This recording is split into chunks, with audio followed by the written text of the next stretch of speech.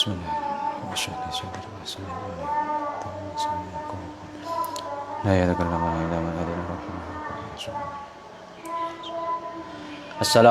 warahmatullahi wabarakatuh. Alhamdulillahirabbil alamin wassalatu wassalamu ala asyrafil anbiya'i wal mursalin sayyidina Muhammadin wa ala alihi wa sahbihi ajma'in, amma ba'd. Pemirsa rahimakumullah, alhamdulillah sore ini kita masih ditakdirkan oleh Allah Subhanahu wa taala untuk bisa tetap mencari ilmu, mengisi bekal kita untuk nanti hidup di dunia maupun akhirat. Semoga ilmu-ilmu yang akan kita dapatkan pada pertemuan kali ini bisa bermanfaat baik dunia maupun akhirat. Amin ya rabbal alamin. Ila hadrana nabiyina Muhammadin sallallahu alaihi wasallam wa ala alihi wa sahbihi wa dzurriyyatihi radhiyallahu ta'ala anhum ajma'in wa li arwahi abaihi minal anbiya wal mursalin wasyuhada was salihin ulama ila amin wa sunnafa wa syarihi wa al ajazana al muntaha wa la jamal qur'an hufali wa la jami' arwahi abaina khususan ila muallif hadzal kitab Imam Al-Fatihah. A'udzu billahi minasyaitonir rajim. Bismillahirrahmanirrahim. Alhamdulillahirabbil alamin. Arrahmanir rahim. Maliki yaumiddin. Iyyaka na'budu wa iyyaka nasta'in. Ihdinas siratal mustaqim. Siratal ladzina an'amta 'alaihim ghairil maghdubi 'alaihim waladdallin. Melanjutkan pembahasan kita yang kemarin tentang tata krama atau adab seorang guru dan murid yang sedang belajar Al-Quran. Bismillahirrahmanirrahim. Qala al-muallifu rahimahullah wa nafa'ana bihi wa bi'ulumihi fid dharain amin. Bismillahirrahmanirrahim. Faslun ay hadza faslun.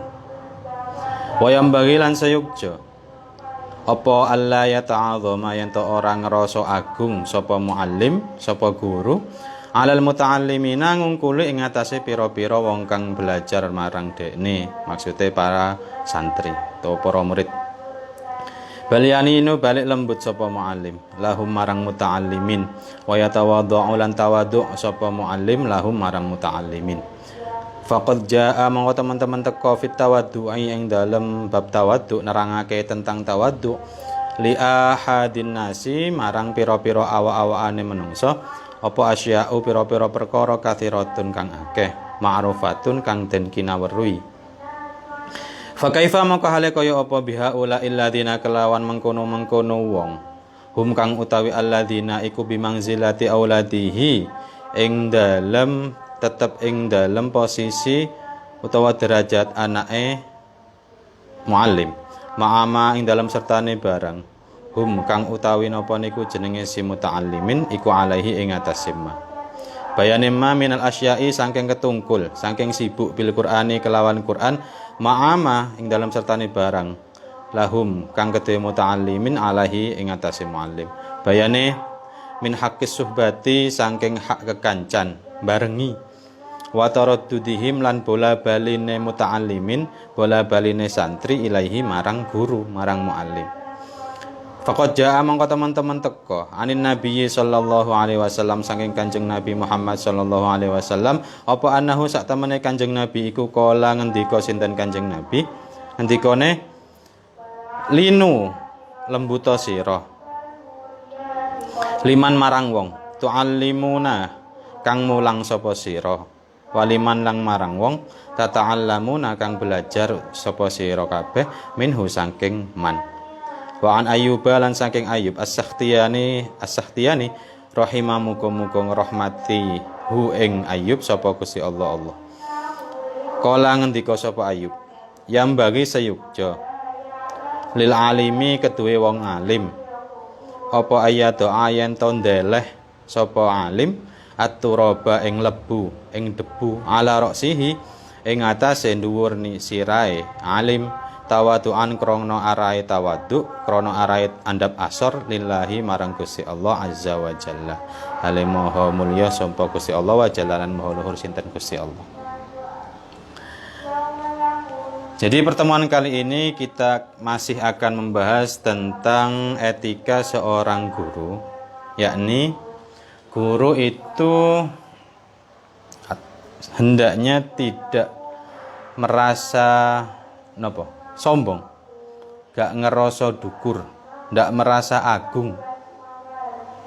Dia merasa lebih tinggi derajatnya dari orang-orang yang belajar kepadanya, dari para santri yang belajar kepadanya. Jadi gak sok-sokan merasa tinggi, ndak sok-sokan merasa derajatnya itu lebih jauh, lebih mulia daripada para santri. Bal yalinu lahum, tapi seorang guru niku seharusnya tetap dengan statusnya sebagai guru, dia harus memiliki sifat lembut. Jadi ndak kaku. Lin itu kan matlin itu napa? Lemes nggih, lemes. Jadi ndak kaku. Jadi guru itu fleksibel. Jadi ndak terlalu kaku. Ndak merasa tinggi. Wa yatawadhu lan tawadhu lahum marang muta'allimin. Ini yang agak sulit nggih. Jadi merasa diri itu tidak memposisikan diri lebih mulia daripada santri. Tapi menghadapi santri itu seorang guru hendaknya menjadi pribadi yang rendah hati, menjadi pribadi yang memiliki sifat tawadhu. Ini tercermin dari guru-guru saya. Tercermin dari guru-guru saya itu ya yang melekat di ingatan saya itu ketika saya mondok di Kewagean. Jadi Romo Yai Hanan itu saking tawaduknya itu ngomong ke santri saja pakai kromo inggil.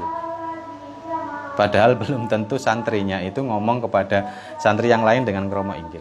Padahal itu statusnya sederajat santri dan santri. Nah ini guru dan santri. Nah Romo Yai Hanan itu statusnya guru, tapi beliau itu kepada santri kromo inggil. Jadi pakai tata bahasa Jawa yang paling halus. Itu salah satu bentuk tawadhu beliau kepada santri. Dan lagi ada peraturan di Kewagean itu, peraturan tidak tertulis maksudnya ya. Jadi setiap orang laki-laki kecil maupun besar, senior maupun junior itu manggilnya Pak. Jadi seumpama saya ketemu santri, ketemu ya sesama santri yang lebih jauh, lebih kecil umurnya dari saya jauh lah, anggap saja masih SMP, itu saya manggilnya Pak. Jadi Pak, dia manggil saya Pak, saya manggil dia juga Pak. Nah itu bentuk saling menghormati dan tawadhu sebagai santri. Romo Yai pun manggil santri Pak gitu. Datang pundi Pak, saking pundi, kajenge teng pundi gitu. Nah itu jadi salah satu bentuk ketawadhuan seorang guru. Di Blitar juga seperti itu. Saya itu masih ingat Yai Ali Wafa itu di Blitar. Itu ketika pagi seusai menyimak setoran santri, beliau ke sawah bawa motor sendiri, ngarit itu apa bahasa Indonesianya? Mencari rumput sendiri untuk ternak beliau. Nah ini bayangkan seorang kiai besar itu pagi-pagi dengan pakaian yang lengkap, kopiah putih, baju putih, sarung. Jadi tidak ganti pakaian pakai pakaian sawah, mboten. Jadi beliau itu masih lengkap pakai peci putih, baju putih, pakai sarung, bawa motor ke sawah, ngarit, memotong rumput, cari rumput untuk makan ternak. Meskipun ya ada santri yang membantu ya meskipun. Tapi perilaku beliau ini menunjukkan bahwa beliau itu meskipun menjadi seorang santri, hakikatnya beliau masih manusia biasa yang memiliki kewajiban-kewajiban di mana itu memang tugasnya, jadi tidak dibebankan kepada orang lain. Itu saya masih ingat. Ada lagi salah satu teman saya yang di Singosari itu punya filosofi seperti ini. Kalau masih bisa dikerjakan sendiri, jangan menyuruh orang lain. Teman saya ini senior, Qurannya hafalannya loncat. Itu saya pernah sharing terus dari salah satu kata-kata mutiaranya itu kalau masih bisa dilakukan sendiri, jangan meminta tolong kepada orang lain, apalagi sampai menyuruh gitu. Seperti itu. Nah, itu bentuk tawaduk dari para guru-guru kita. Nah, faqad jaa fit tawaddu'i ila ahadin nas asya'u katsiratun ma'rufah. Nah, kita kan sudah terbiasa bersifat rendah hati di hadapan manusia yang lain. Maksudnya kepada tetangga, kepada saudara, atau ya semua orang lah. Itu kan kita sudah biasa bersikap rendah hati, itu biasa. Lalu lantas kenapa ketika kita menghadapi santri kok merasa agung itu? Jadi kok moro-moro gumede, kopiah itu enggak cukup mungkin itu. Nomornya itu saking sirahnya terlalu besar. Nah itu. Ketika kita menghadapi orang lain kita bisa bersifat slow, bersifat rendah hati. Low profile lah, gampangnya kalau kata bahasa anak-anak gaul sekarang itu low profile. Kita bisa low profile di hadapan orang lain. Tapi kenapa ketika kita menghadapi santri kok high profile gitu? Jadi standarnya dinaikkan, saya guru, kamu santri. Jangan macam-macam. Itu tidak boleh seperti itu kata kitab ini. Nah, sedangkan seperti yang kita bahas kemarin, santri itu memiliki posisi yang sama dengan anak. Bagaimana bisa kita menyombongi orang-orang yang kita anggap sebagai anak sendiri? Saya yakin di dunia ini tidak ada orang tua yang menyombongi anak. Gitu. Tidak ada orang yang berlaku semena-mena pada anak, itu tidak ada. Jadi pasti kepada anaknya meskipun dia orang tua itu masih bersikap low profile itu, tidak mentang-mentang seperti itu. Jadi ya seperti itu, sama saja. Santri, anak di mata guru itu harus diperlakukan sama.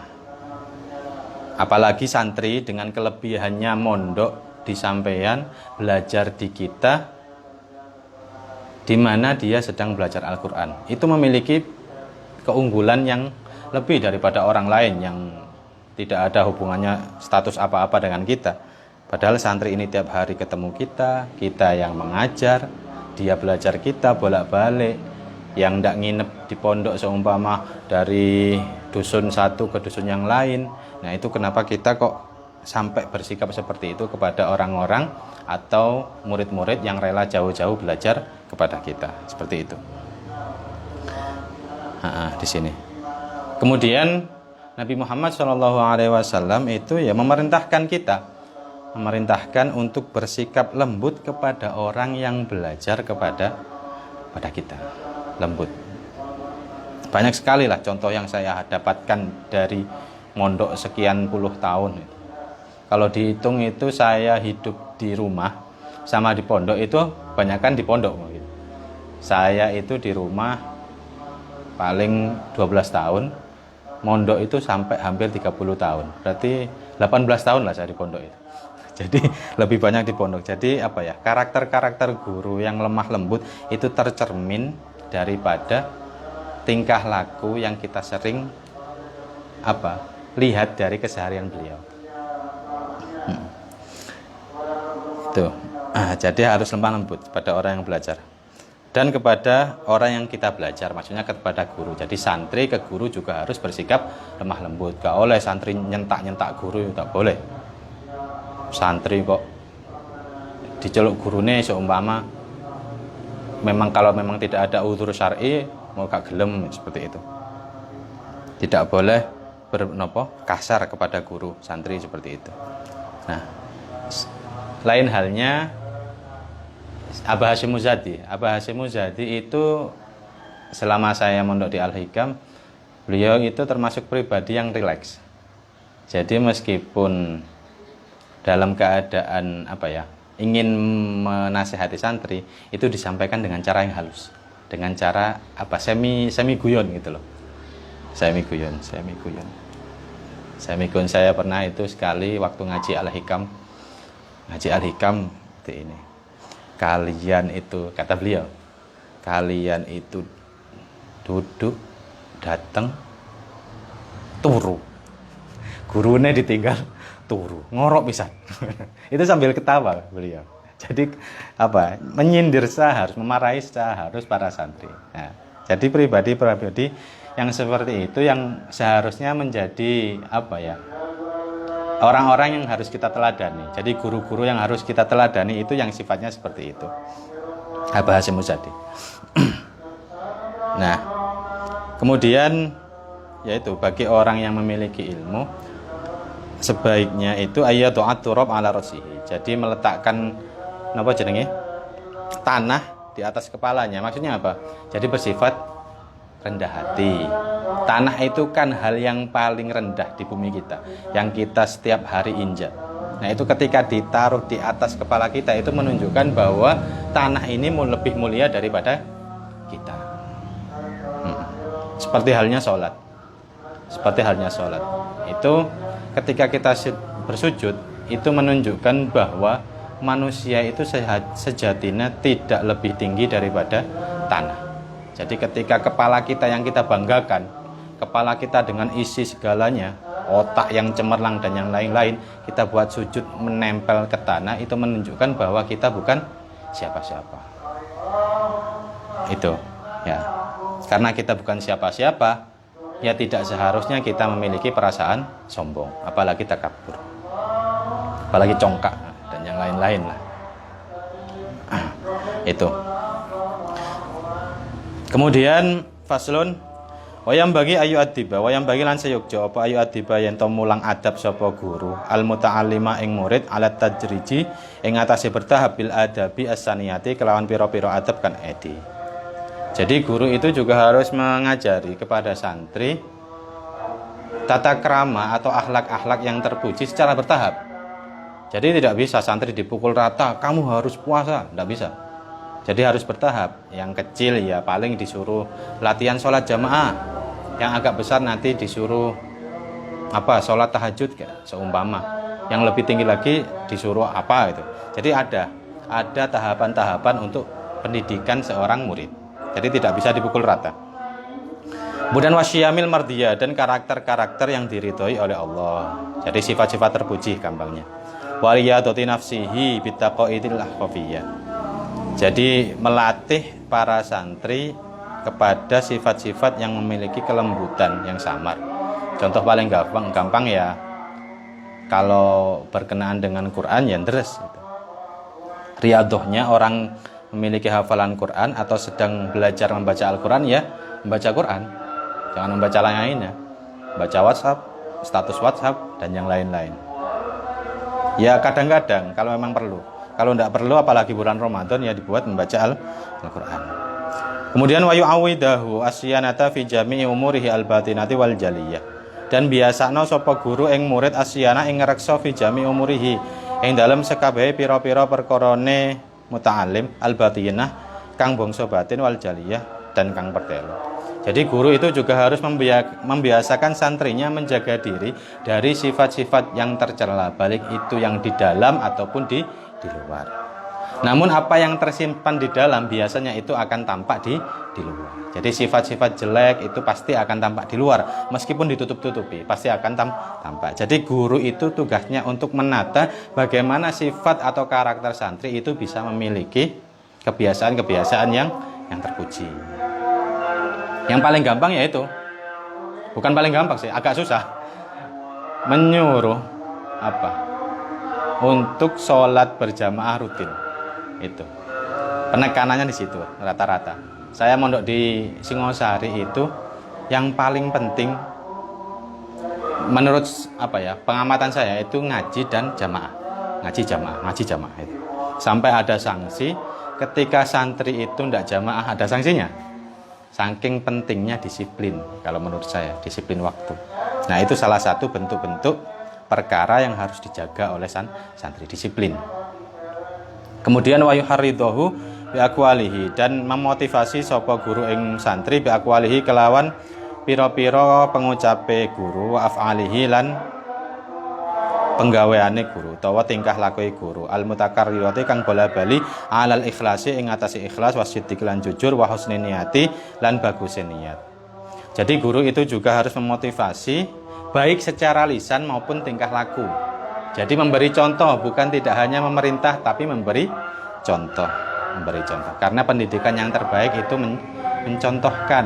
Makanya Rasulullah itu uswatun hasanah, contoh yang baik, bukan tukang perintah yang baik. Jadi Rasulullah itu uswah, teladan, contoh.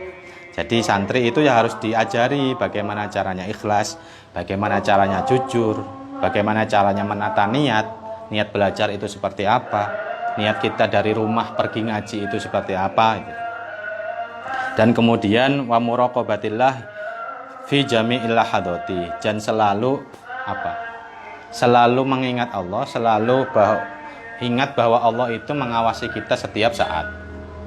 Wa yu'arrifahu, lan merohake sapa guru ing murid anna lidzalika sak temene kelakuan lidzalika ketuwe mengkono-mengkono ikhlas dan yang lain-lainnya itu tangfatihu dadi kebuka alaihi ing atase ta'alim apa anwarul ma'arifi, pira-pira cahayane pengetahuan. Jadi ketika kita sudah menjadi ikhlas, jujur, niatnya baik dan selalu ingat Allah, itu insya Allah akan membuka apa cahaya-cahaya pengetahuan. Gampang lah, istilahnya gampang belajar, bisa gampang untuk mempelajari apapun, khususnya untuk menghafal Al-Quran atau belajar Al-Quran.